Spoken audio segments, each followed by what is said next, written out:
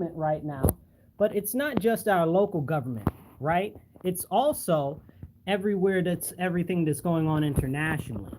And oh boy, is it a doozy what's going on worldwide. As we jump into everything today, I'd like to start off by thanking everybody who's out there watching.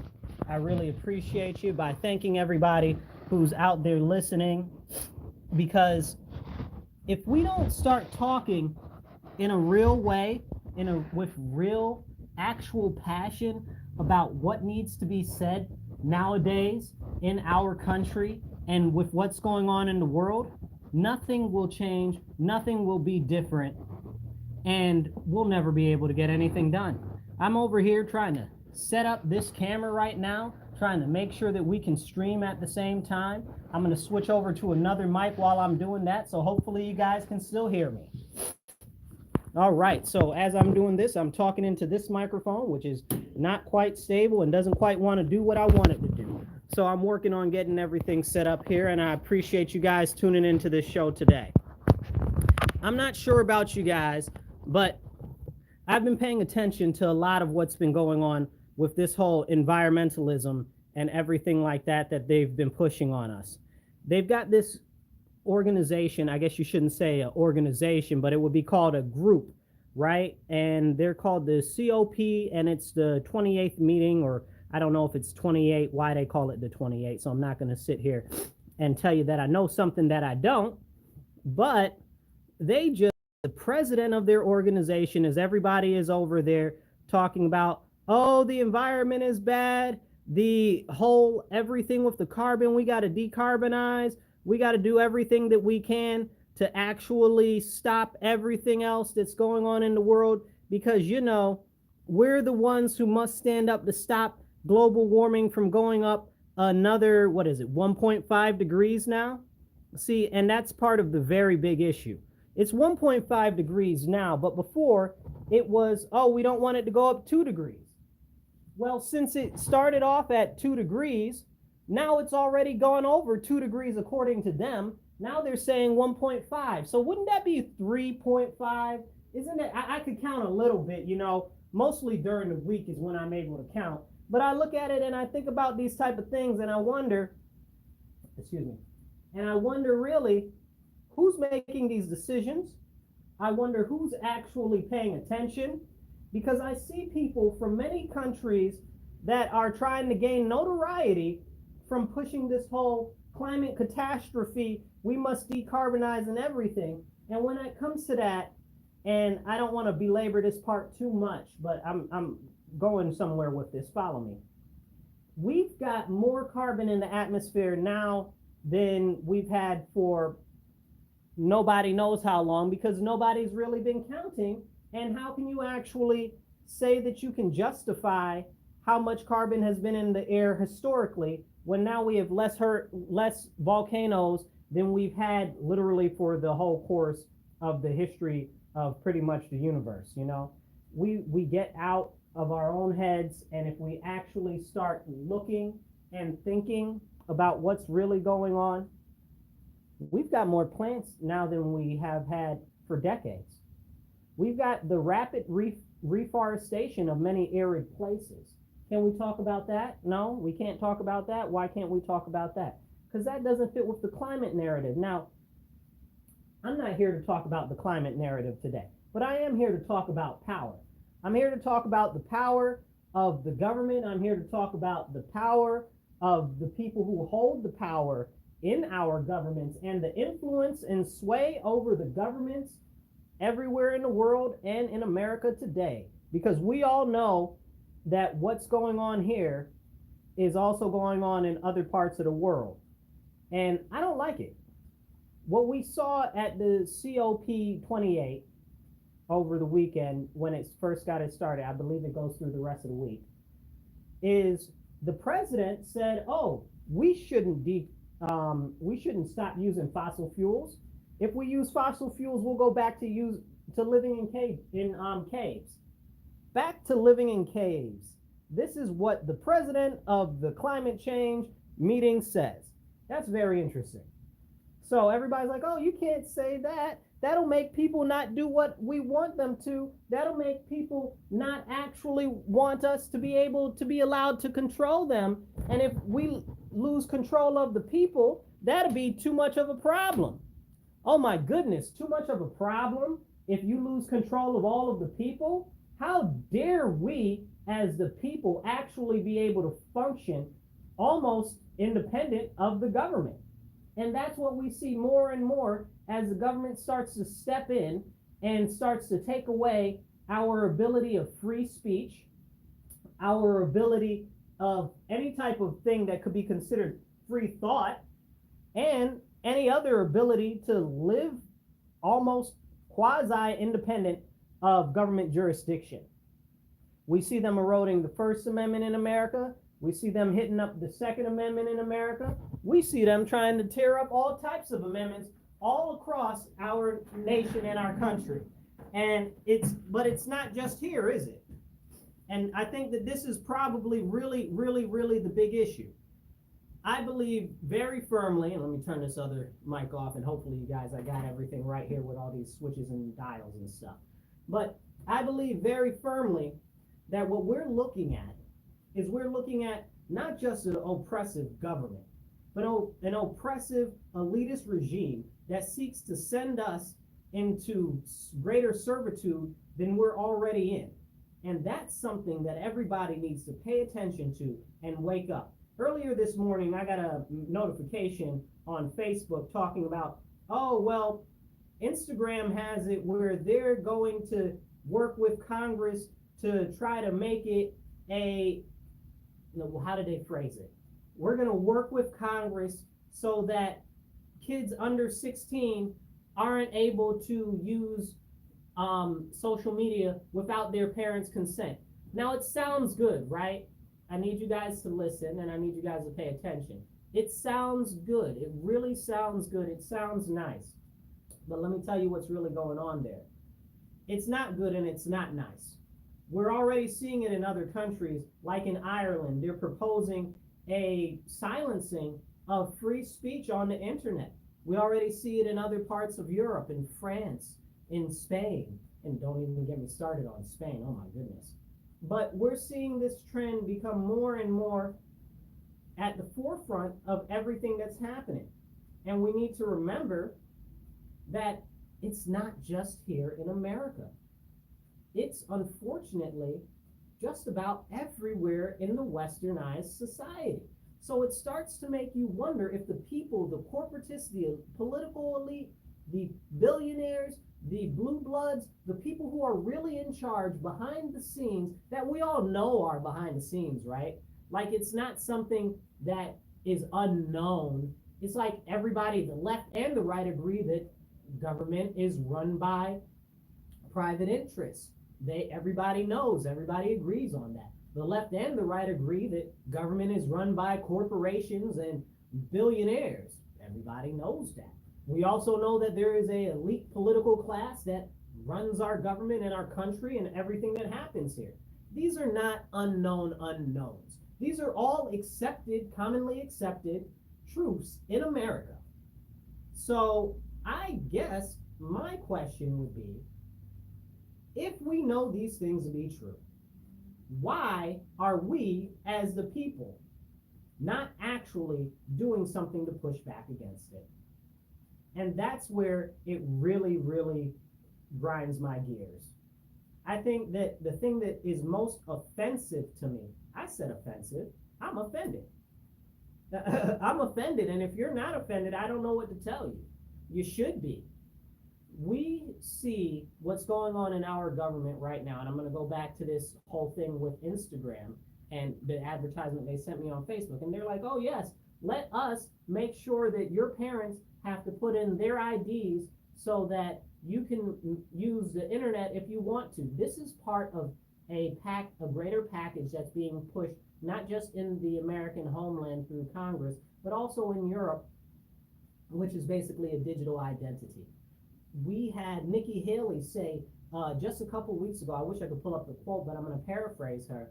She said, oh yes, everybody should be forced to identify who they are online and everything that everybody says should be tied specifically to them, and there should be identifiers specifically of them and who they are and everything that they do. Fine, I hear you. I hear you. However, no, absolutely not. You know why? Do you want to know why, everybody? No, because I don't trust the government, and the government ain't got no business. And they ain't got no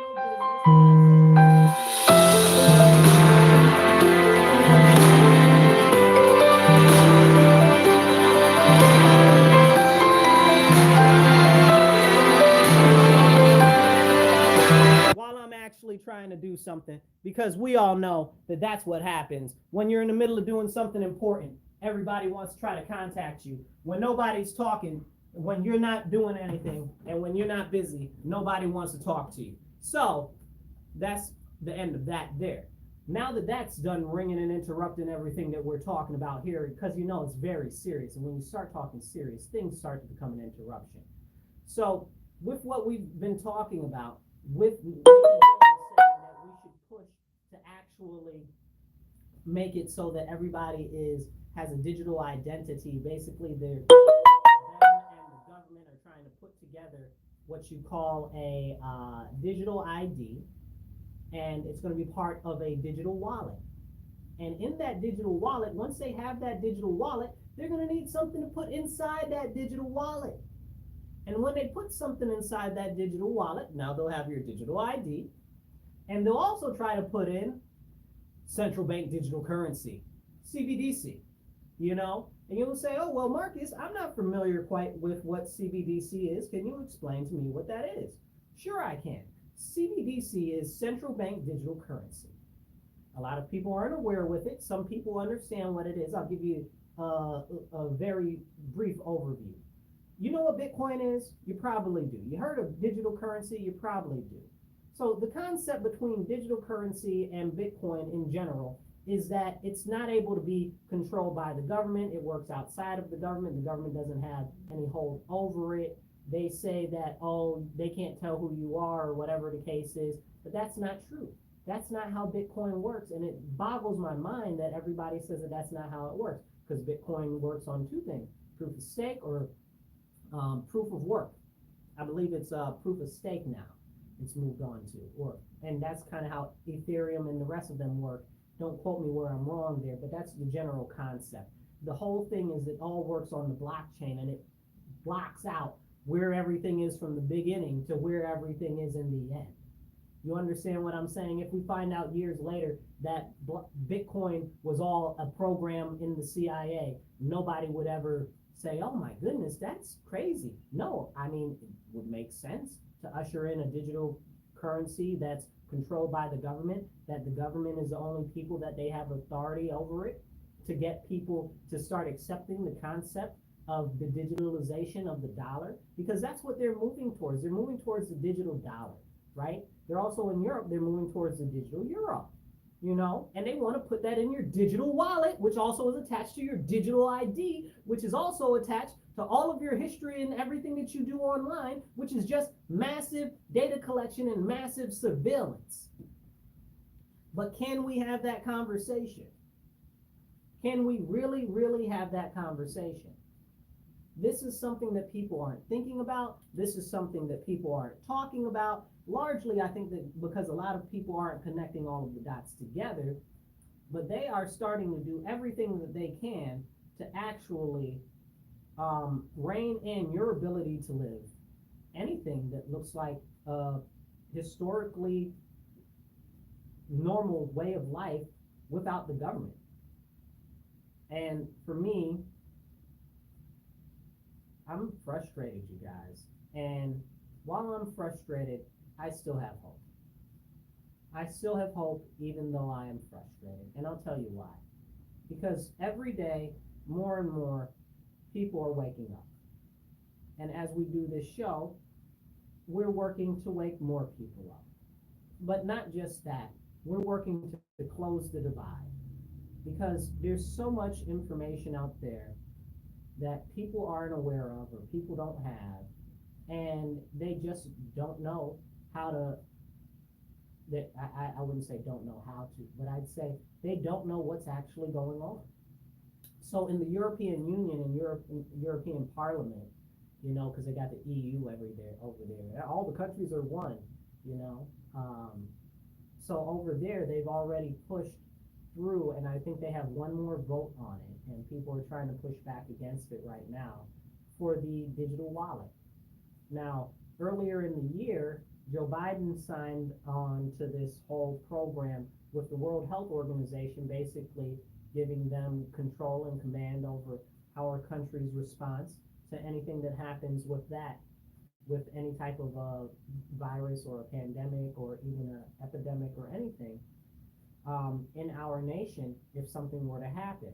That goes along with something else that they've got that they're working up, which is a international passport, which is anybody with, and this goes for the UN and the World Health Organization, it's an international health passport.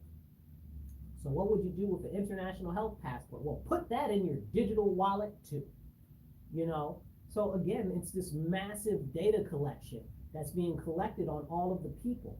And what it's going to be used to do is it's going to be used to regulate every being of your life. Everything of your life. Every single thing that you do, every single thing that you normally do, anything that you think that you might think about, they'll know. Because they've got more than enough data on you to calculate what you would do and what you might do and what you're likely to do if you're impacted by such various outside stimulus or stimuli, however you would say that it makes sense to you. Either way is correct in English. But here's the deal. It's just so fully disgusting, it makes me want to spit. I swear to goodness. It's thoroughly disgusting. I just had to spit because that's how disgusting it is. Honestly, here's the deal. When it comes to this whole digital wallet and everything that they're trying to throw in there, we have to remember AI, okay? So there's a couple of things about AI that we really need to be paying attention to. One of those things that's very, very important is the fact that with AI, the federal government is trying to get in the way to regulate AI right now. Now, for me personally, I don't want the federal government to regulate anything. They can't regulate themselves. How are they going to regulate everything else? And as a matter of fact, the federal government has far too many regulations. Let's not get started talking about state or local regulations that there are too many of. But the federal government has far too many regulations, and that's why they're strangling our economy. That's why they're strangling the American people. And that's why, because of all the regulations, that we have such issues and disparities with trade, and we have such issues with our monetary policy because of all the daggone regulations.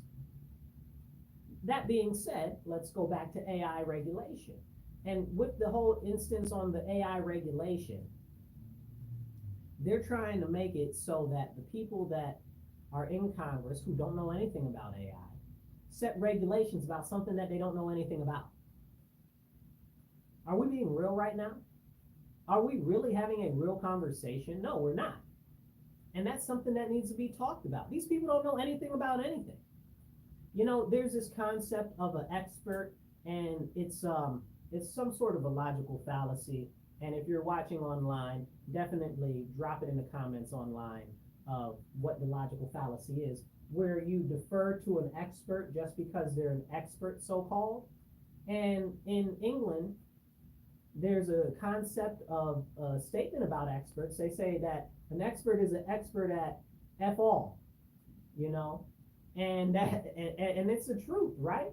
Like, we look at these. Have you ever seen those on-campus videos where they just go to colleges and they ask the people in college simple questions, like simple multiplication tables, or when was America founded, or who was America's first president, or how old is our country? Like simple everyday things, and they can't answer that. I saw a video the other day where they were like, what's 7 times 4? What's 7 times 4? And these people that are in these colleges can't answer what's 7 times 4. But they're an expert on being an expert in their field. And this is the problem. We keep deferring to these so-called experts that aren't an expert on anything, really. And that's not me depreciating their extensive academic research or their extensive academic work that they've done and all the great tests and all the late nights and all the thousands of pages that they may or may not have read. But the point is that they don't have any business either. And this is the problem. Who gives them authority? The problem is that these people in Congress are listening to these people who are working for these same corporations that are pushing for these things that also are run by billionaires, that are also run by corporatists, that are also run by the elite, who all have their own special interests behind every single thing that they do.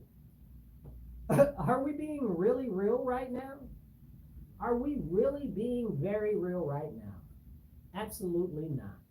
And this is part of the very serious issue. But I'd like to remind you that I'm so thankful for you guys listening, and we are here, and you're tuned into WRFZ 106.3 FM Rochester Free Radio. And I'd like to give a shout out to Mac Remodeling right now. Mac Remodeling and Renovation. They'll fix what you need fixed, and they'll get done what you need to get done, and reach out to them for a free estimate. So we've got all of this stuff back to task. We've got all of this stuff going on right now where Congress is deciding all of these things, specifically about AI, right? With the AI, we've got, I don't know what you would call it. I guess you would say they're looking to restrict it, right? That's the word that I'm going to use. They're looking to add a restriction to AI. So basically that means that normal everyday people won't be able to access it. And that for me is a no-go. Normal everyday people should be able to access it just as well as the wealthy. But what they're trying to do is they're trying to set up a situation where they actually make it so now it's more difficult for you to access it.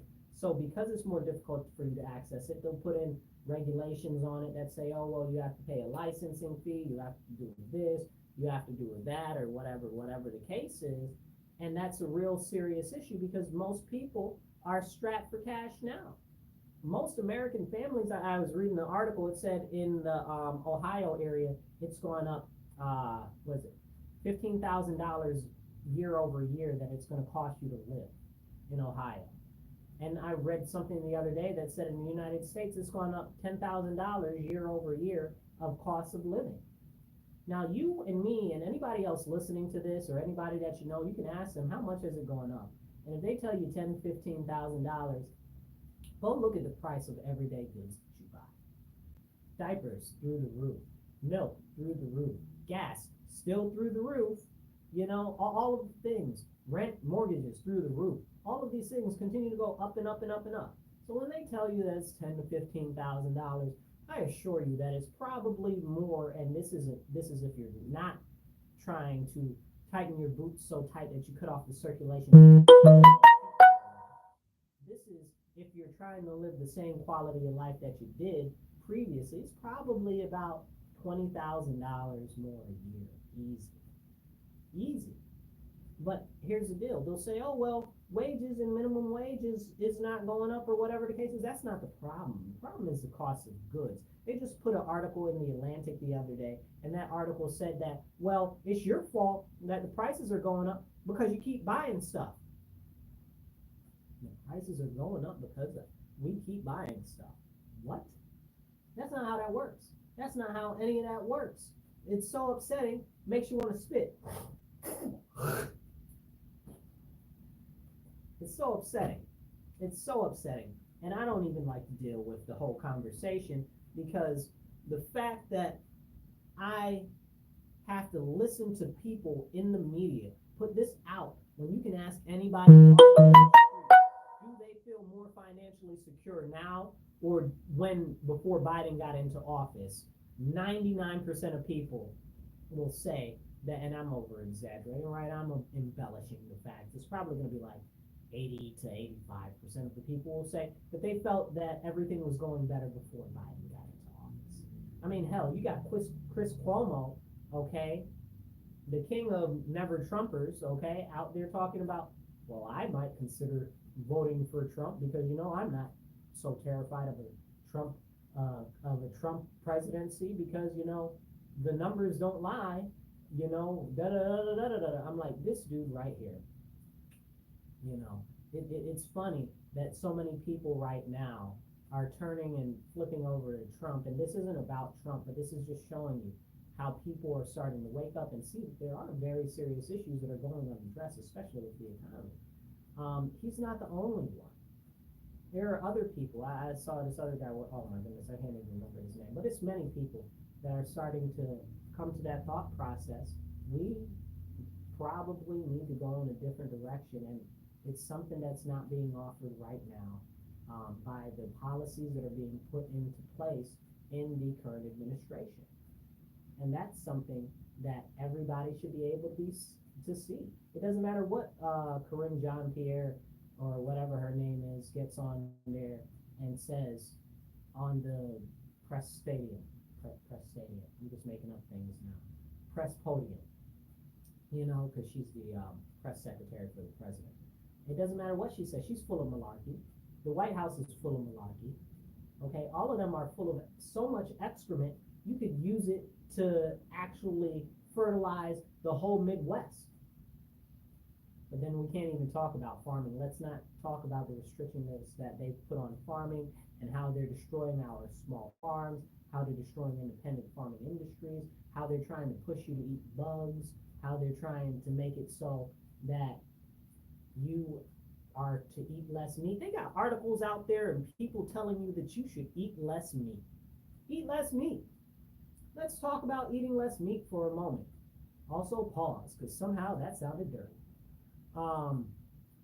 So as far as eating meat goes, and this isn't going to sound much better, but as far as that goes, you know, meat gives you protein, right? So when you eat meat, you get protein. All of that sounded terrible, but but you know, they'll say, oh well, you can get the same protein from grasshoppers or from mealworms or from this or from that. You can't. You can't. You cannot. And the C word, usually I don't say can't because I call it the C word because it's usually not true. But in this case, you are physically not able to get the same amount and same quality. Can I say that again? I'm going to say that again. Real nice and soft into the microphone, real deep. Quality. You can't get the same type of quality, okay, of actual protein for your body from other sources other than meat. That's not the way that people are built. And let's be honest, people are not vegetarians. We're not. And you can say, oh, well, people are supposed to be vegetarians. Sure, maybe. Maybe. Can you possibly be a vegetarian right now with all of the garbage that they spray on all of the food? Now they got Bill Gates out here with his A-pill type of nonsense coating that he's putting on food to make it stay fresher longer. Lord forbid you eat that. God knows what that's going to do to you. You can't just scrub or wipe that off. Why would they do that? Why would they do that? To make food stay longer, fresher longer? No, man, this isn't about any of that. We've got more than enough efficiency and production right now to feed every single homeless people, every single hungry person. And I do the Feed America stuff and things all the time, and they're like, 1 in 4 children are in severe hunger issues right now. And you're like, how is that even possible? 1 in 4 children? How many kids do I know? You know, how many children is that that's actually hungry? You know, and then you look at the families and you look at the people that are struggling. So, and it goes back to the actual cost of goods.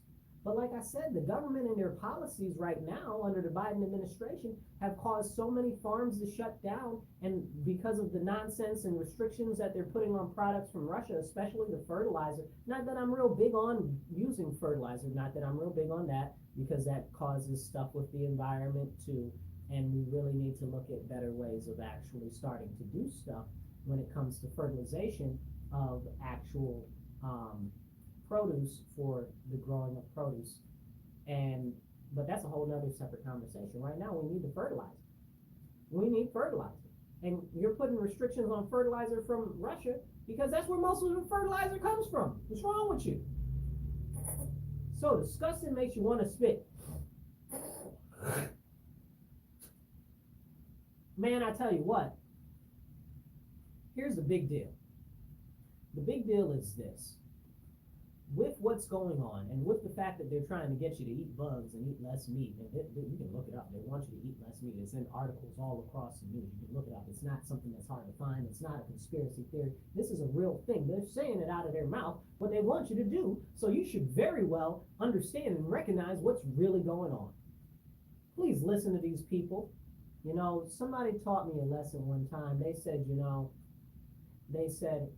when somebody shows themselves to you, when they show you and tell you who they are, believe them.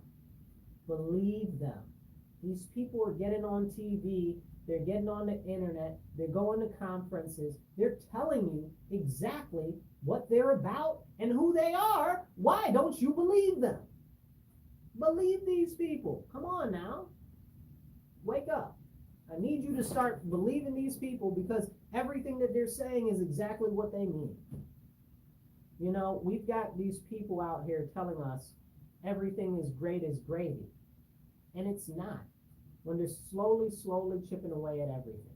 They want to make it so that you are not able to heat your own. So in New York specifically, they've got it where they're getting rid of firewood. They've got it where they're taking away coal burning fireplaces, and they've got a plan to get rid of charcoal too.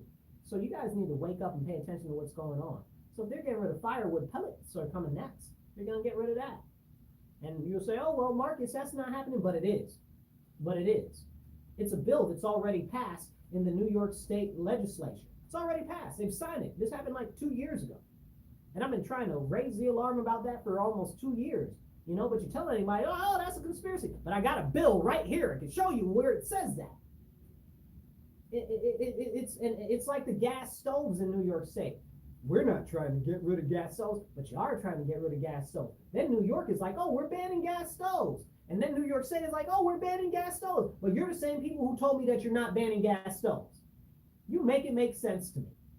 Okay? Everything that people say that they're coming out, they're like, oh, well, that's misinformation, or that's a conspiracy theory, or that's untrue, or this and that and third. Somehow, all of it is right.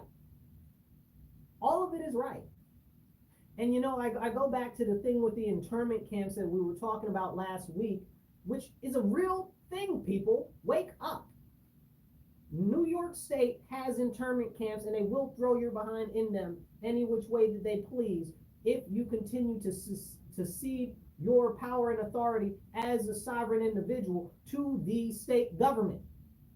Kathy Hochul just got the rights to lock you up whenever she feels like it, to say that you're a possible risk to public health. What even does that mean, a possible risk to public health? What even does that mean? And if you read the whole thing along with it, the actual health regulations, it says that they can lock you up for stuff that has nothing to do with actual contagions and actual diseases that are transmissible. But if you look at the wording, the wording is the most concerning, because they start labeling everything a public health issue. And I just want to take a second to remind you that you are listening to WRFZ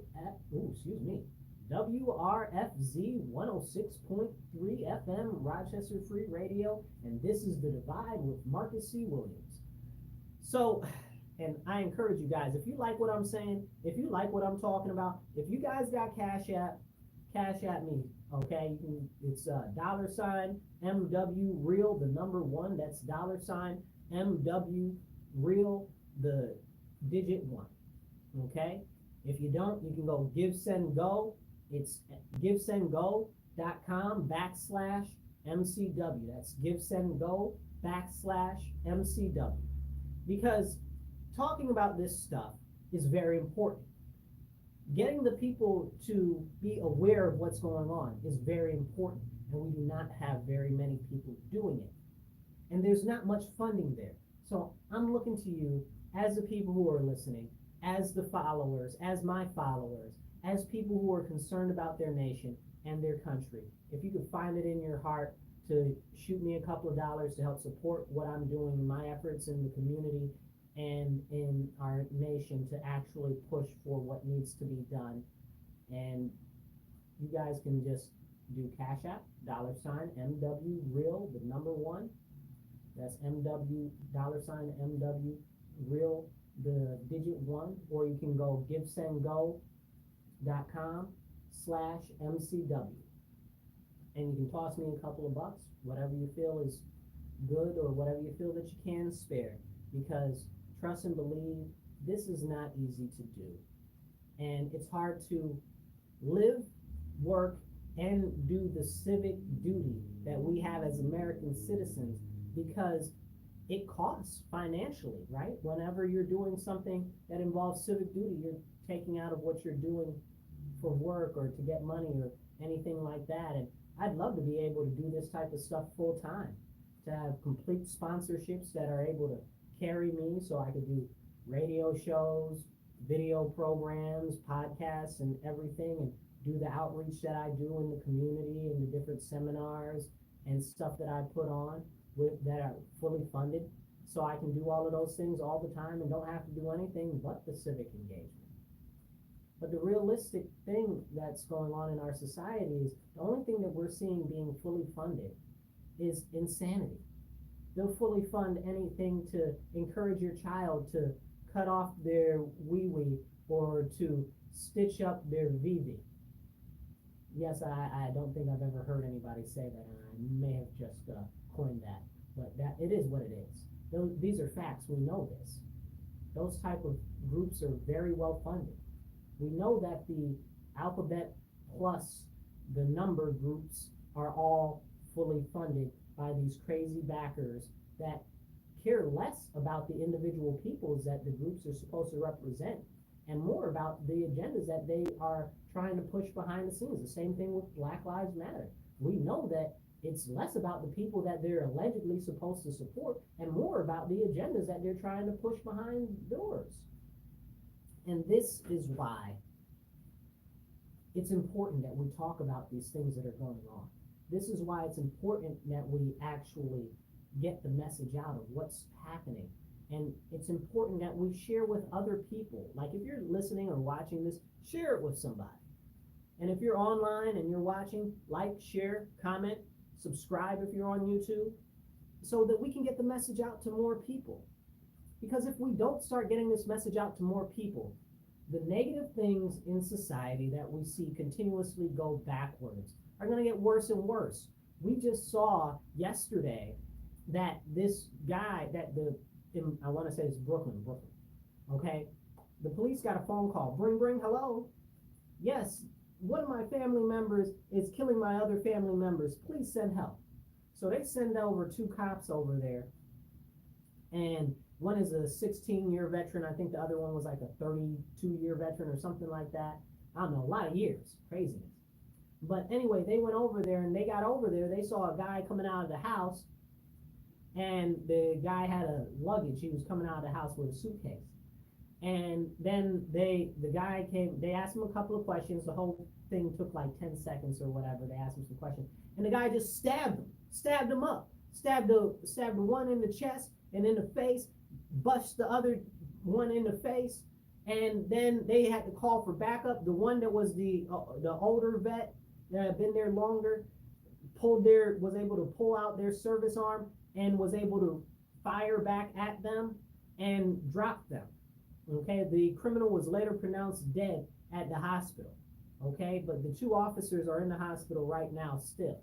Okay, and they called for backup, and when the backup got there, because you got the 2 that are all injured, there was a little child on the porch that succumbed to the injuries that they had received. Inside the house, there were 3 other people, and somebody correct me if I'm wrong, I'm pretty sure this is right. There were 3 other people that were found inside. Okay, did I mention that it was on fire? Did I mention the place was on fire when the fire department and the rest of the backup arrived? The inside was on fire. There were 3 other bodies in there of people, family members that were killed, and I believe one survived. This is so disgusting. It's so disgusting, it makes me want to spit. But the point of this is what I'm saying is, there was no firearm involved in this instance. This person just stabbed these officers, just stabbed the family members, okay? There's no firearms there. But New York State wants to restrict your ability to own a firearm to be able to protect yourself from crazy assailants. We've seen home invasions all across New York State, especially in the Rochester, Monroe County area. Since that's where I live, that's where I'm focusing that statement on. People just going into people's houses, kicking the door in, acting like they're UPS, ringing their doorbell. This is insane. This is real stuff that's happening. I'm not making this up. What they say, truth is stranger than fiction. This is real live stuff. And it's happening. But they don't want you to be able to defend yourself. They don't want you to own a firearm, and they continue to restrict the firearms. There are so many restrictions on firearms in New York State that so many firearms distributors and firearms dealers are closing down that it's ridiculous, that it's hard for you to even go anywhere to get one. Then you have a waiting period, so now you got to drive out the one. Lord hope that they got something for you, okay? Because the expenses and everything on them are going up because of all the regulation. This goes back to the over-regulation we're talking about. All the regulation on them make everything extra expensive in New York State. And now they got it where they want to micro stamp the ammunition. And now they got it where you got to get a waiting period to get ammunition. It's all insane. You got to get a background check to get ammunition. Why? Why? This isn't for your protection. They don't want you to be able to be protected. If New York State wanted you to be able to be protected, they wouldn't have pushed all of this anti-police rhetoric. They wouldn't have pushed all of these pro-criminal policies, letting all the criminals back out on the streets that were in jail and making it so that the criminals that are out there doing crime right now don't go to jail. Why would they do that? See, this is what we need to be talking about really in New York State, is the fact that they don't actually want you to be able to defend yourself. But more so than that, it's not that they don't want you to be able to defend yourself from the criminals, it's that they don't want you to be able to defend yourself from the government. Can we have that conversation? Can we have that conversation?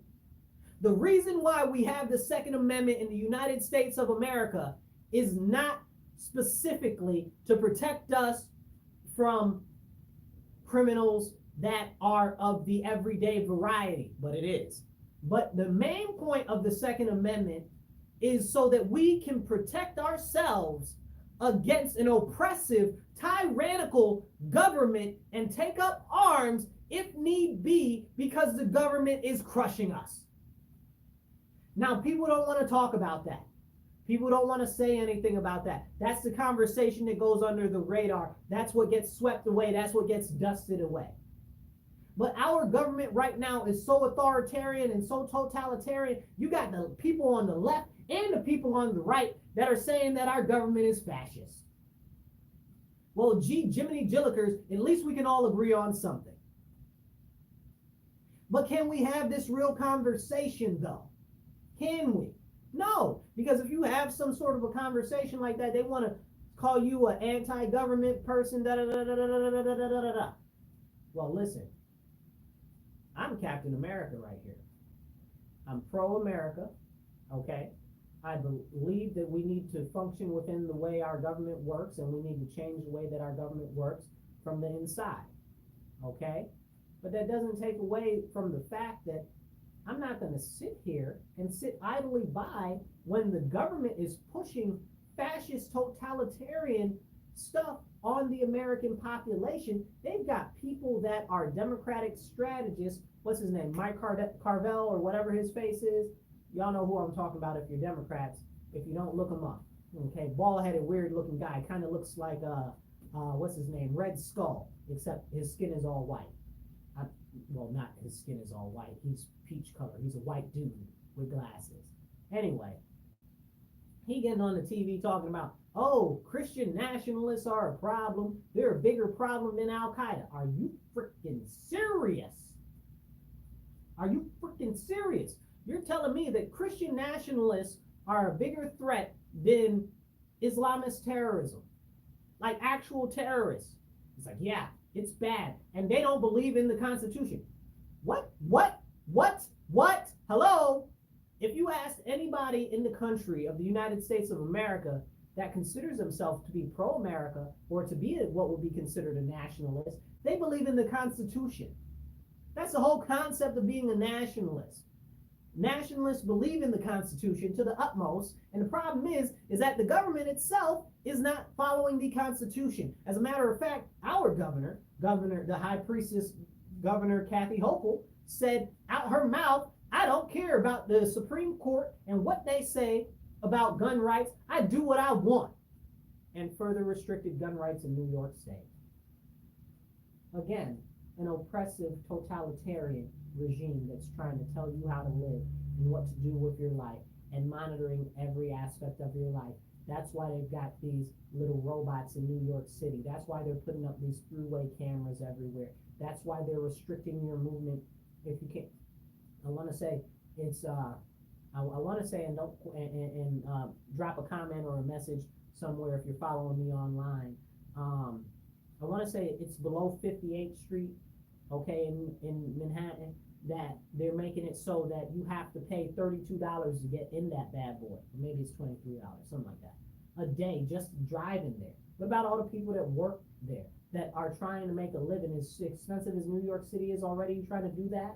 And they're trying to put all of these, and they just had an article the other day in News 10 here. I want to say, yeah, News 10 is W, whatever it is, you know what I'm saying.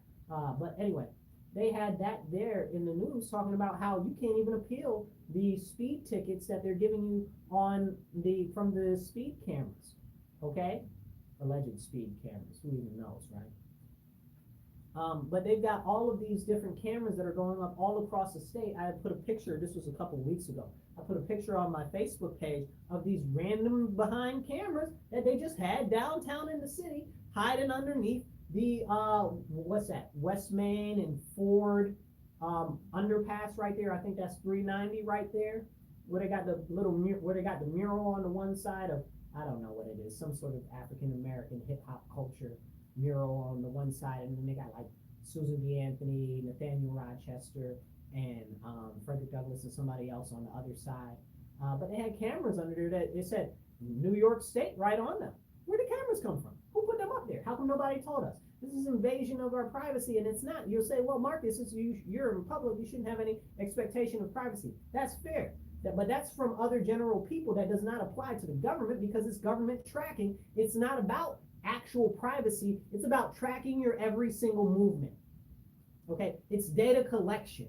And when you don't start thinking about data collection as a privacy right, you are doing yourself and our country a disservice, a very sore disservice. Okay, your data is very important. And I'll go back to what I was saying before. The more data they have on you, the more predictive analysis that they can generate. Okay, and what does that mean? You'll ask me, you'll say, Marcus, what does that mean? I'll say, well, it's very simple. They can act, the government or whoever has the power to collect or research or analyze that data. Normally, I'm talking about specifically the government in this case, but corporations can get this information too, because you know how the government works. This is another separate conversation. But they can analyze this data and basically manipulate you into doing something that you weren't even thinking about doing. They can manipulate you into going somewhere you weren't thinking about going, because they know all of your patterns. They know everything about you. They know who you are. They know what you eat. They know what you like to eat. They know your favorite type of clothes. They know when you go to sleep. They know what your favorite videos are. They know everything about you. They know the radio stations that you like. They know the people that you talk to. They know who all your friends are. They know everything about you. They can very easily start putting seeds in your life to maneuver you in certain patterns of behavior, because they got all your behavioral analysis. And that essentially takes away all of your free will and basically would make them like the hand of God, because they would be moving so smooth and so freely you about willy-nilly that you wouldn't even be able to understand what was happening to you, and you wouldn't understand that it was being done if somebody tried to explain it to you, because it is so high level that it is hard to process. And I know a lot of people that might be listening right now might be like, Marcus, I don't even understand. That's got to be a conspiracy or something, or whatever the case is. Is it? How is that a conspiracy? You ever talk about something and then you see it on your phone? You know, your phone is listening to you all the time. You see ads for it. You know, they've got the videos online where the wife starts talking about stuff that she wants into her husband's phone. You know, so the phone will start suggesting to him in advertisements, or how the husband will suggest the stuff into the wife's phone, so it starts suggesting her advertisements and stuff like that. But I'm sure that you've had the experience, the scary, terrifying experience, at least one time in your life for most of you out there, and probably very recently, where you only thought, and I laughed, but I laughed to keep from crying, and you only thought about something in your head, and then it pops up on your phone, or it pops up on your computer. This is what I am talking about. Because they have that behavioral pattern analysis. And the more data they get on you, your location data, where you go, how you walk, how the shape of your step, your facial recognition, your retina recognition, all of that. They can say that you were somewhere that you weren't when you weren't there, when you weren't nowhere near where it is. And with the movement of processing of AI, where they can do all of these different faces and put it on stuff and things like that, blah, blah, blah, they can make it look like you did or said anything. Okay? Now, me, myself, personally, I'm going to tell you right now, and this is for all you on the internet watching and everything that it is. If you know me, if you've been following me for some time or whatever the case is, when I say something, I mean it, and I'll say that I said it. I said whatever I said what I meant. Okay? But if I didn't say it, I didn't say it. Okay? So if ever in the future it was a situation and I said I didn't say it, I didn't say it. Okay? Because whatever I say, I said it. And I stick by it. Because I said it because I meant it. Very rarely will I ever say I didn't mean to say something. Usually it's more so I didn't mean to say something in the way that I said it. You know, if I did have to say something similar to that. But I meant what I said. I meant exactly what I said. Maybe not the way that I said it, but I meant what I said. You know, and we need to be very cautious again, because you'll say, well, Marcus, isn't that a reason that we should regulate AI even more? Regulate it for who? The super powerful people that are the ones that would want to manipulate you behind the scenes will still have access to that stuff. It just means that you won't have access to it for work. You won't have access to it for your business. It'll be more costly. You won't be able to use all of the features. You won't be able to move it forward yourself or however you want to develop it. And you'll say, well, Marcus, what if somebody wants to use it for bad things like hurting people? What if somebody wants to use it for bad things like hurting people? Do you guys know that last week the Department of Defense authorized AI to autonomously decide that it can actually kill humans? Yeah, that's the Department of Justice right there. Not Justice, the Department of Defense. Department of Justice using these robots and law enforcement using robots is a whole separate conversation, which is terrible, but not what I'm talking about.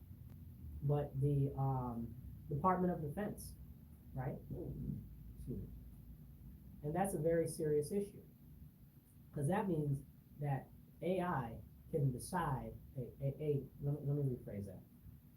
That means that a weapon of war, programmed, created specifically for war, can take out a human. They can take out a human if they decide that that's what they want to do. This is a very serious issue. This is a very, very serious issue, and we need to continue to talk about these type of things. So I want to give a shout out to Mac Remodeling right now. Mac Remodeling, we appreciate you for sponsoring the show. You guys are the best. And if you guys need a free estimate or you want to check them out for any of your repair needs, check them out. Mac Remodeling and Renovation. Now, we're going to switch over to this other microphone real quick while I try to get this phone number here so I can give that to you too. So hopefully you can still hear me. So what we've got going on right now, and I don't think it's this path, as we continue down this path, sorry for anybody that got interrupted on the live stream. It wouldn't let me do both things at the same time. But let me see, how do I turn that off? All right. But with the AI situation, AI shouldn't be able to decide on whether it wants to take you out or not. That's a fact. That's fact number one. These robot machines that they've got policing in New York City, that's a very serious problem. And people in the community need to push back. But like I said, it's part of this massive surveillance network that they're building out. Like, this is not a conspiracy theory. This is not something that is even, you're not able to see if you open your eyes very slightly. Not so that the harsh light of day blinds you, but just so that you're even looking and squinting. You can see what's going on. Soon they'll be programming those with AI to take you out whenever they feel like it. People have to wake up. Fact of the matter is, the government doesn't have your best interest at heart, period. The government has gotten too big. We need to shrink government. That's number one. And one of the biggest issues is that the people that represent us in government on many different levels do not actually know what's going on. So when we see issues, we need to bring it to their attention. We need to be engaging with our state officials, our city council officials, town council, whatever you have, county legislator, okay, governor, whatever. We need to be engaging with them. They are our elected officials that are supposed to represent us. We need to be making sure that we are engaging with them, period. End of story. There is no complex conversation there. When we see something as an issue, we need to bring it up to them. So I see that bill reform is an issue. So I bring up bill reform to these people all the time. I'd like to bring up the issues of what's going on with schools. I'd like to bring up the issue of what this ridiculous amendment that's coming up for our constitutional amendment on the 2024 ballot, which is coming up in New York State. They're making an amendment to the New York State Constitution, and they're putting it on the ballot to vote on this year, and they're calling it the Equal Rights Act or Amendment or whatever it is. It's a bunch of cockamamie nonsense. And I'm going to summarize it what it is. They say, oh, well, you can't deny anybody access, whatever that means. It's foggy. It's real foggy. But you can't deny anybody anything based on their sex, gender identity, or whatever the case is. But also abortion for everybody. Wait, you're just going to throw that in there, but the two things are separate. And yeah, but abortion for everybody too. But they don't, that doesn't go with the equal rights part of the whole concept of what you're, no, abortion for everybody too. So they're putting two things together and they're conflating them both together. I don't care how you feel about either of those things. About the equal rights nonsense, which is, we already have equal rights underneath our Constitution, which is a whole separate conversation and a whole bunch of skullduggery that they're trying to write this up like this. And people should be very leery of the way that they're trying to write this, since it is something that we already have, okay? And I'll get into that in a second. But also the fact that they're trying to tie it in with abortion, right? Now, we live in New York State, right? So can we have a real conversation about abortion in New York State? Real quick, just 2 seconds. Abortion in New York State, okay, is not going anywhere. It's not. Nobody's taking away your abortion rights. You can't get something like that passed on a federal level because it got thrown down to the states, that it's the state's choices on that. In New York State, it's already in law that everybody can get an abortion up to birth. Hell, you can pop the baby out and still abort the baby, okay? Live baby, get rid of it. That's what you can do in New York State. You say, oh, Marcus, that's not true. It's true. That is 100% factually true and accurate. And that's a very serious problem because late-term abortion up to birth is very, very, very concerning as far as morals and values, bro. You talking about a whole 9-month-old baby that is able to be aborted up to the day of birth, and then even after it comes out of the, what? What is going on with our state? But that's not the whole conversation of just the concept of abortion, but the fact that we already have late-term abortion enshrined in the laws of our state meaning it's not going anywhere. Nobody's coming to take your abortions because they can't if they wanted to. It's already in law. And who wants to take them all from you anyway? They say, oh, well, Republicans or conservatives want to take it. No, they really don't. Most of them do not. Okay? And trust and believe, there is Republicans or conservatives would have to have a super majority, okay, in New York State for that to happen. That is not happening. There's no way that that's going to happen anytime soon other than the Lord coming out of heaven himself and doing something major. And, I mean, shoot, let me not put anything past anything. Maybe, Lord bless, that does happen and Republicans and conservatives do get a supermajority. But even then, nobody's going to get rid of abortion. That's just not realistic. Even in the most strict of states for abortion, there are exceptions. But we're not having a real conversation. Abortion isn't going anywhere in New York State. So the fact that they're trying to put abortion in the Constitution should give you pause. Why do they need to do that? Why do they want to do that? Because again, there's this group of people that are at the top that control everything in our country, in our nation, and across the world that want you to get rid of yourself. They want you to get rid of yourself. They want you to get rid of your kids. So it's less of you. So it's easier for them to control. They want you to eat less meat because if you don't eat meat, you don't get the protein. If you don't get the protein, you can't get big and strong. If you're not big and strong, you can't fight back against them. Okay? And these are real things. This is real. This is a real thing that's happening, and we need to pay attention. Okay? They don't want you to have more kids. Why don't they want you to have more kids? Because the less of you there are, the easier it is to control everybody. That's also why they want to get rid of your Second Amendment rights, because they don't want you to be able to defend yourself from them. It's not because they care about people who are raped or people who are victims of incest. They don't care about that. They don't want you to have kids because they want there to be less of you. That's why they push abortion first instead of contraceptives. That's why they push abortion first instead of abstinence.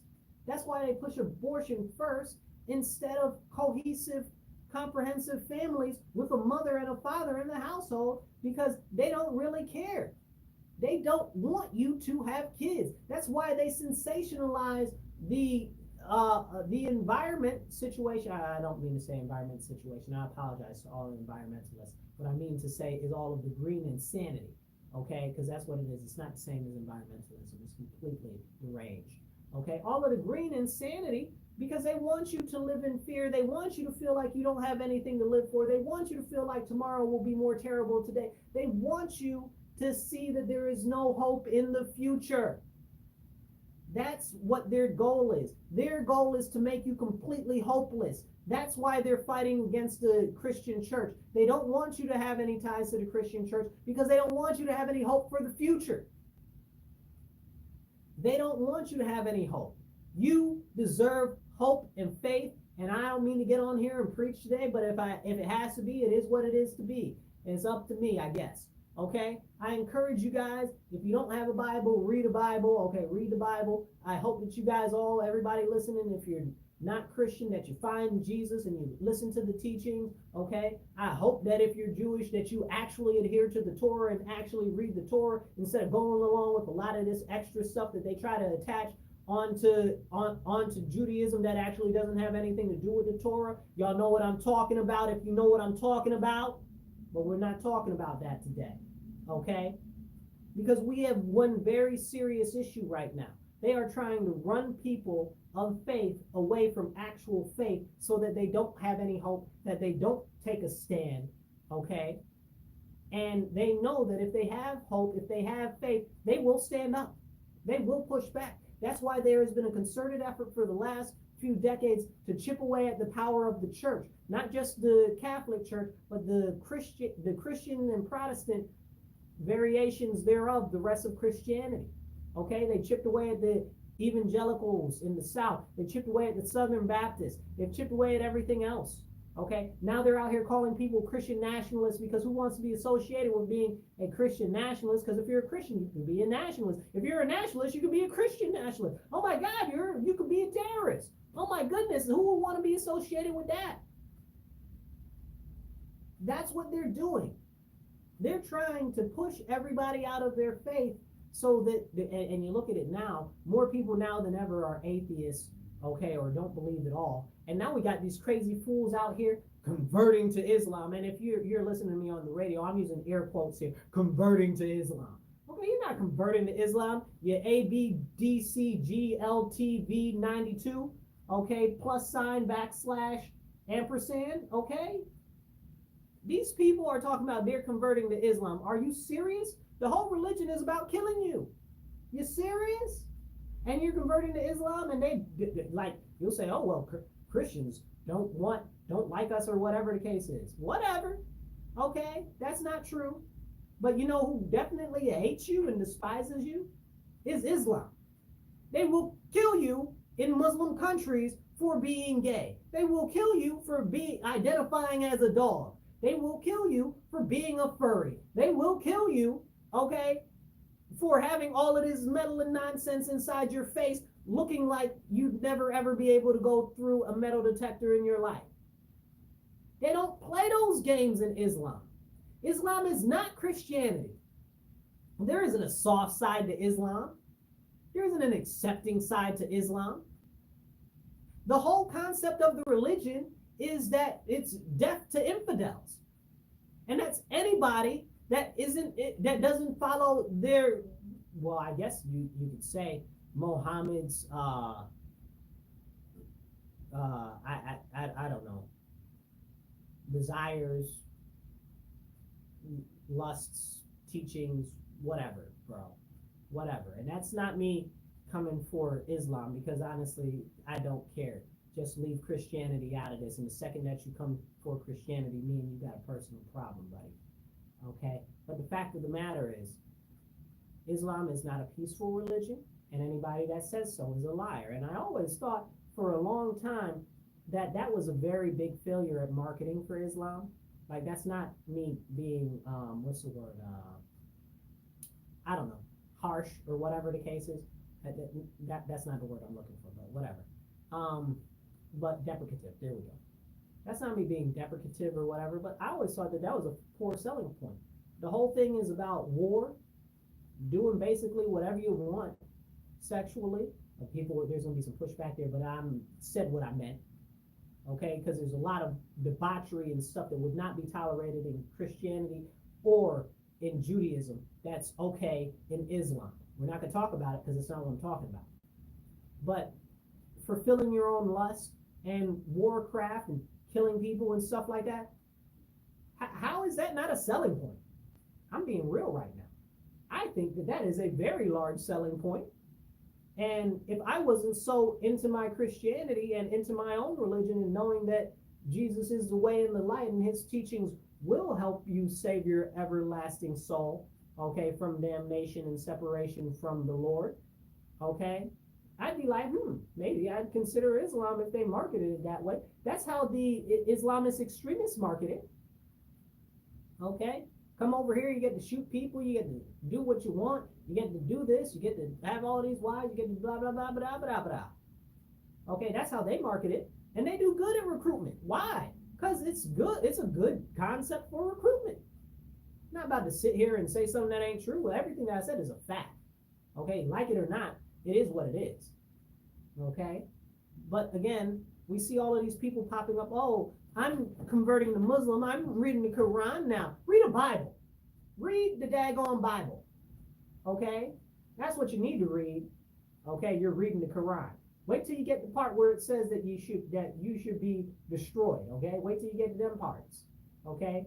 If you really knew and understood the Quran, I mean, and this goes like, there's a lot of wishy-washy Christians and a lot of wishy-washy people that practice Judaism too. And the fact of the matter is they try to be like, oh, well, it is what it is, it isn't what it isn't, and all this other nonsense. But the fact of the matter is when you are practicing a religion, you are supposed to uphold the tenets of the religion. Unfortunately, many Christians have fallen off from that. Many Jews have fallen off from that. And they're not practicing the religion the way that they're supposed to. Okay? The fact of the matter is that Islam is spreading, and it's a radical brand of Islam that's being spread. It's not a peaceful kind of Islam that's being spread. Again, we've said that Islam is not a peaceful religion. Not that I'm saying that that's a detriment, but the fact of the matter is what it is. These crazy cuckoos that are in the middle of town out there protesting, tearing stuff up, vandalizing property, ripping down the American flags, saying that we hate America, we hate Christmas, we hate Christians, and all of this insanity, and people are letting them get away with it. I saw them in Philadelphia out there in front of, I guess it was a falafel place that was ran by some people who were Jewish, and I don't know, maybe they had family in Israel or whatever. You know, a lot of people who are ethnically Jewish have family in Israel or have ties to Israel. So they were out there in Philadelphia vandalizing the store, protesting in front of the store, talking about, you support this, you support that. Did you ask the people what they support? Did you ask them? Did you even ask them? You don't know. You're just going after them because you want to say that, oh, they're the people that are the problem. They're involved in something that's all the way on the other side of the world. For reals? They're here in America. They ain't got nothing to do with over there. They're operating a falafel shop, bro. They're not out there in Gaza in an airplane bombing anybody. They're not shooting up anybody. They're making falafels. Are you serious? These are the people who are talking about they're converting to Islam. I don't want nothing to do with these crazy crackheads. Excuse me. Are you serious? They need to be put away. For real, for real. I mean, shoot, don't get me really started to get going, because I really have some type of serious feelings about these people that maybe they just honestly have lost their way so far that we need to bring back the mental institutions and throw a ton of them in there. But the problem is that right now I can't trust the government for a lick or a darn. And this is a real serious issue. But we're not talking about this issue. These people are so pro-Palestine, pro-Palestine. What is Palestine? Tell me what it is. Tell me what it is. Tell me what's going on in Gaza right now. Do you even know? 80% of the people that live in Gaza have been displaced in Gaza. Where are they going to go? Then you're like, oh, well, from the river to the sea. And this one lady was like, from the mountains to the sea the other day, because she doesn't know, if you might have seen a video online. She don't know what's going on. These people just saying stuff that they've been told. From the river to the sea. What even does that mean? What does the creation of a Palestinian state mean to you? What does that mean to you? Think about it. Think about it. Are you trying to establish a caliphate? I bet you don't even know what that word means. Daggone fools. Okay? We got people in France over there stabbing people and hitting them with hammers and killing them at the Eiffel Tower. Somebody got killed yesterday. What's today? Monday? Somebody got killed, I think it was Saturday, by an Islamic terrorist, okay, in Paris.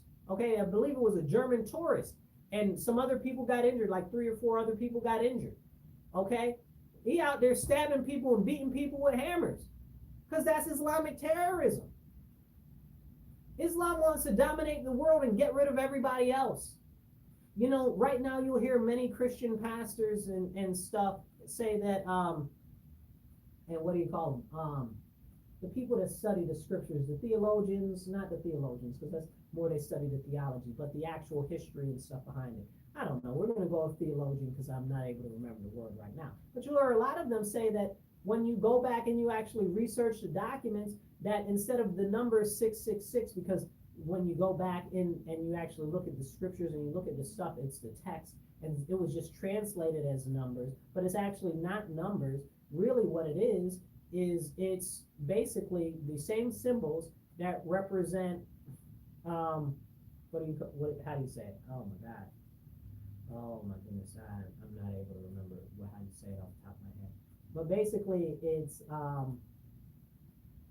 praise to Allah, you know, praise Allah, and then it's got like the swords that go along with it that you see as many of the Muslim symbols. Okay, as you see in many of the flags, which are Islamist flags that have that on there. I think even Saudi Arabia has the two swords crossed through it on there. And they're saying that that's where that the Antichrist will come out of Islam because Islam is going to take over the world. Well, I tell you what, if it comes down to convert or die, I'm definitely not converting because no. Because no, that's not what's happening. I'm not going to give up my faith, okay? Because they're outside of their mind, okay? And I'm not, and it's not okay that we're going around talking about, oh, this is okay when we see them destroying our nation, okay? And I'm not talking about anybody in specifically, but I'm talking about all of these pro-Palestinian people. I'm talking about all these Antifa people. I'm talking about all of these crazy leftist people that are so far left and they just switch with whatever the wind is, whatever is a crappy thing today. Today it's Ukraine, tomorrow it's Gaza, or right, Palestine, right? Because it's not even Gaza, because nobody's talking about Gaza. Why aren't you talking about Gaza? Do you even know what's going on there? What's going to happen to these people? Do you know that no other Muslim country wants to take these so-called Palestinians, the people that live in Gaza? None of the other Muslim nations want them. You think about why they don't want them. Lebanon and Jordan said they definitely ain't taking them because whenever they've taken them before, they always try to kill their people and overthrow their government. So they said they ain't having it. They don't want none. They've had enough. Okay? Saudi Arabia, similar case. Egypt definitely don't want them, and they're the closest to them. Why Egypt don't want them? So even if you were to establish this Palestinian state, and I'm going to wrap this up real in a tidy knot for you, okay? Even if you were to establish a Palestinian state, what would that look like? They don't have any weapons to defend themselves. They don't have any tanks. They don't have any form of government. What would that look like? Okay? The last government they elected was Hamas. Okay? We're not going to talk about how they got there. We're not going to talk about whether or not Benjamin Netanyahu actually pushed for them to be the ones who took over from the what you call them? Oh my goodness, what was it? The people that were there before the Yasser Arafat people. What? Not those people from back in that time. What the heck? What the heck were they called? I don't remember. It doesn't even matter. Palestinian Authority, right? Okay. I mean, geez, Louise, are we being honest with what's going on right now? What would that even look like, right? Remember, ISIS was taken over all up and down and through there, through Syria and everywhere. We're not going to talk about who funded ISIS and the fact that the American government gave the money to these people who actually founded ISIS and the weapons to these people and the training to these people, but we're not going to talk about that either because we can't talk about that, you know. It's so disgusting, it makes you want to spit. And this is the problem. Because we can't talk about the important things, because when you start talking about the important things that are real things, okay, nobody wants to have those type of conversations. Nobody. And it's crucial that we have these type of conversations if we're ever going to have any type of unity back in our country again. They are ripping away our history. They are ripping away our founding principles. They are ripping away our traditional religions. They're ripping away every single tradition that we have. I saw the what do you call them? The Army Corps of Engineers for the Buffalo Division. They put up a holiday tree. A holiday tree? Are you serious? And you're supposed to be representing the United States Army? Are you absolutely a holiday tree? Catch these hands. Okay? Are you real serious? Like, that's disgraceful to our nation and to the Army. And to every single American that has ever died in war, defending our country. Despicable. But this goes for the slow erosion of everything that we know and hold dear and hold true. They want to talk about acceptance. They want to talk about tolerance, but they won't tolerate you. They won't tolerate your thoughts. They won't tolerate your religion, and they won't tolerate your viewpoints. So all of these people that tell you to be so tolerant would get rid of you in a lick if they could. But can we be real and have that real conversation? I don't know that we can, but I know that we need to. I know that we dreadfully, desperately need to, because our country and our nation is falling apart. Our state is falling to pieces, and we need to start having these serious conversations as our federal and state governments take the noose and tighten it more and more around our necks every day as independent, sovereign individuals, making it more difficult for us to live any life that is not completely and utterly controlled in every aspect by the actual government. We need our people to be re-empowered. And what I want to talk about, my last message before we take off for the day, I want to talk about the fact that we really seriously have a very strong issue in our state right now, where the Democrats run all of these very large cities, and people are fed up with voting for Democrats, so they don't even come out and vote. What's happened is so many people have continued to vote every single year for these Democrats, thinking that they're going to get something different, but they get the same. And that's because they keep voting Democrat, not realizing that it doesn't matter who's in there, the policies are still Democrat. You got all of these policies, oh, we're going to stop homelessness, we're going to stop poverty. How is homelessness bigger? How is poverty greater now than ever if you were going to stop it? If you've been preaching that for 30 years and then people wonder why they don't want to get out there and vote, I encourage everybody that's a Democrat to get out and vote Republican. More so than that, I encourage you to get out and vote conservative, because let's be honest, voting Democrat has not been serving you the way that it should, and they haven't been delivering on what they've been promising, okay? They want to talk about expanding social services and all of these other things and all of that. With what money? The more taxes that they're going to put on you if you're a working individual trying to provide for yourself or for your family. More taxes, more taxes, more taxes. More inflation, more inflation, more inflation. What are they delivering you? Nothing. Absolutely nothing. Look at the quality of the schools, completely diminished. Look at the quality of schools in Rochester. We can't even talk about the schools in Rochester. We got schools closing in Rochester. They got a $1.5 billion budget. The second biggest budget in the whole country, okay?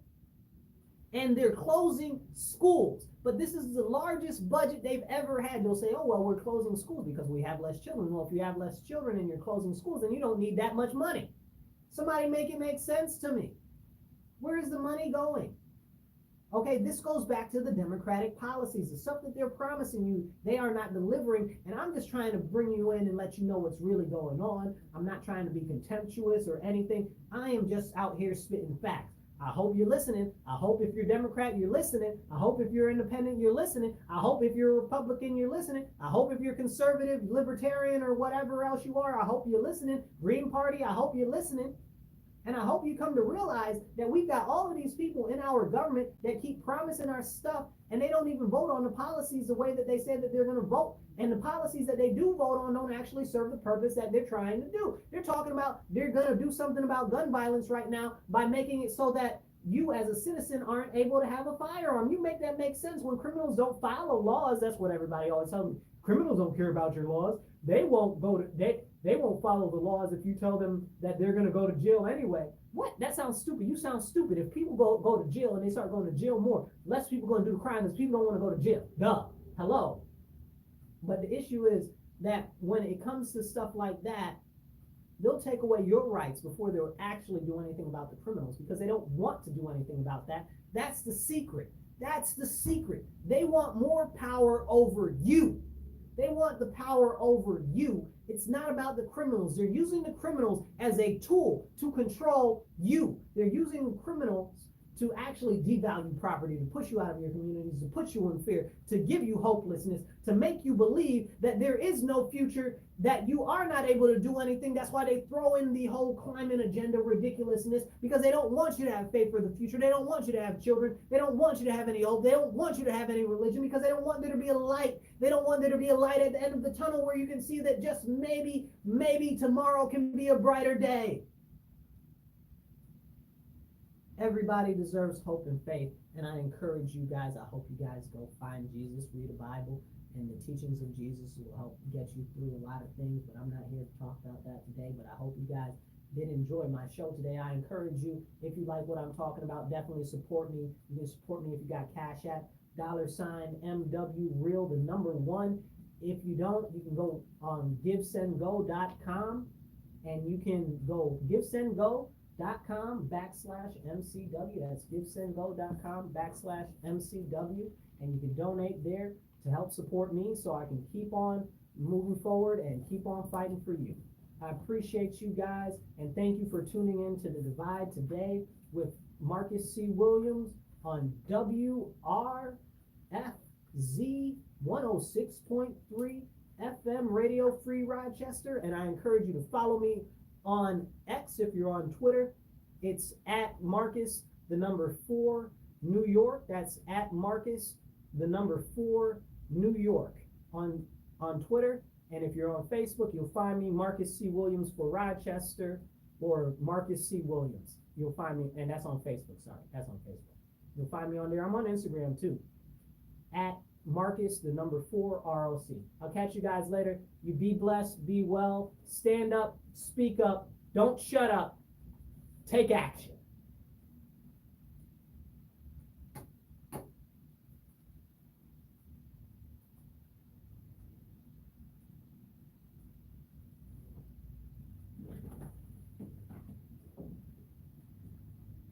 This is Mr. X, host of the Wolf Music Hour, Fridays at noon on Rochester Free Radio, 106.3 FM.